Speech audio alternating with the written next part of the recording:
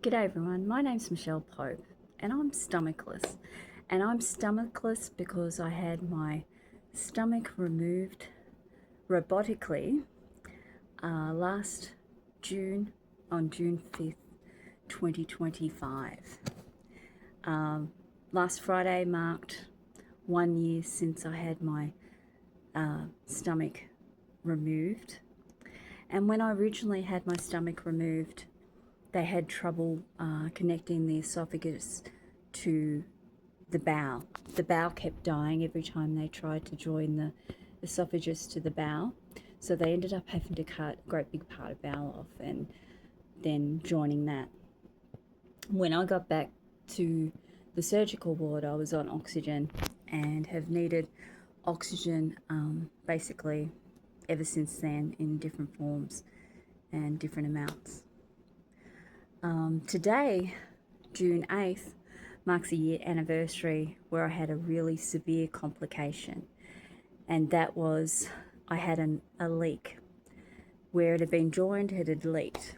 So I was in the surgical ward and I was having trouble breathing, and all of a sudden all I knew was a nurse came in and she said, she's not doing well, she's not doing well. And I had this bag of oxygen replacing the cannula in my nose, and everyone going, she's not doing well. And all of a sudden all these nurses and doctors are rushing me off to theatre. And I went to theatre and all these people are standing, or in the ICU, and all these people are standing around me. And they said that I had an abdominal leak, so I was going into theatre with the thoracic surgeons. I ended up waking up a couple of days later, and I had complete respiratory failure after the surgery. I had sepsis. I had pulmonary fibrosis, which is stiffening of the lungs, and I had pulmonary effusion and complete respiratory failure. And I was put on a mechanical ventilator. And when I woke up, I was told that I AFib'd because my heart went in complete AFib. When I woke up, I had, of course, my abdominal drain, and I had one drain and pump in my left lung because it was full of fluid. The lungs were full of fluid. Also, my body had completely filled with fluid, so much so that I wasn't able to put shoes on for 3 months, and had no legs basically, and nothing was working to get the fluid out until about 3-4 months. I had trouble breathing a lot after that, also after I was on life support. Also, I was in hospital for 5 weeks, and I ended up having, a few weeks later, after I was in ICU, I ended up having another tube and pump put in my right lung, which the anesthesiologist was worried, going, hey, she won't make it if we do this and that. And I woke up and I was shaking, and he goes, I told you she wouldn't make it. And I said, am I going to be okay? But I was shaking. I think I was AFibbing again by the sound of it. I was in hospital 5 weeks. Was brought home on a hospital trolley, and I was strapped to it and had to go up 3 flights of stairs. When I came home, my husband, Sloaney, was my caregiver.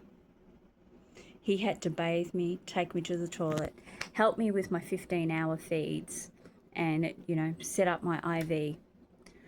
And he was awesome. He was awesome. He was my caregiver for 7 months.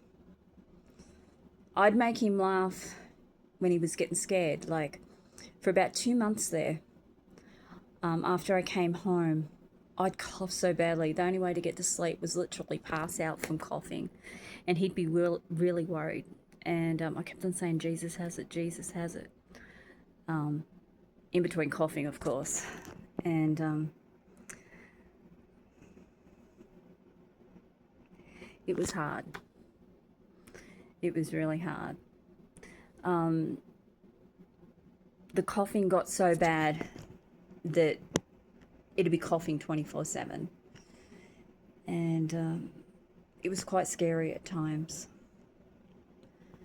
I also lost my voice for over 3 months because of the coughing. I couldn't get a sentence out. So I had to text and message everyone. Some say that's pretty cool because I couldn't talk, because I tend to spin a bit of a yarn and talk a lot. But my husband's proud I can talk a lot now. The drain on my abdominal side ended up smelling like death for a while, and we couldn't take it out because it wasn't ready to be taken out yet, because it still kept filling up. And but it was smelling like death, and there was a leakage on it, and it was actually the stomach juices burning my abdomen. In September, I ended up going back for a checkup and ended up being admitted. I had another leak where they took the stint out, and they wanted to put a tube in my down my esophagus, or a tube in there. And when they went back for tests, they couldn't find the leak. So I've been able to eat reasonably normal since then.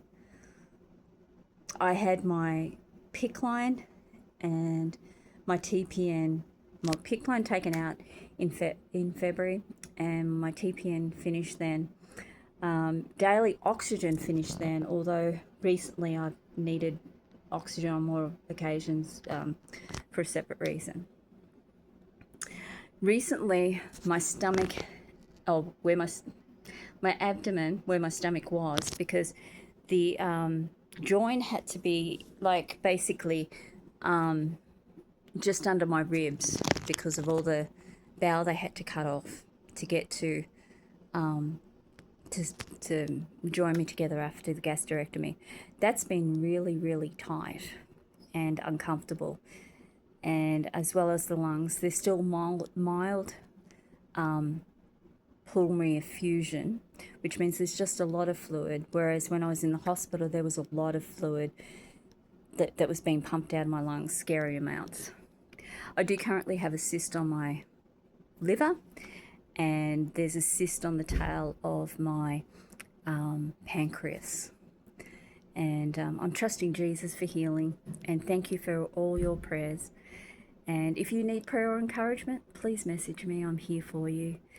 And thank you for everyone's love and encouragement. And I'm determined to bring all the awareness I can about CDH1, hereditary cancers, stomach and breast cancer, and just bring awareness. And we can all do it together. So thank you. Please continue to keep me in prayer. And if you need anything, please message or call. God bless you. Bye.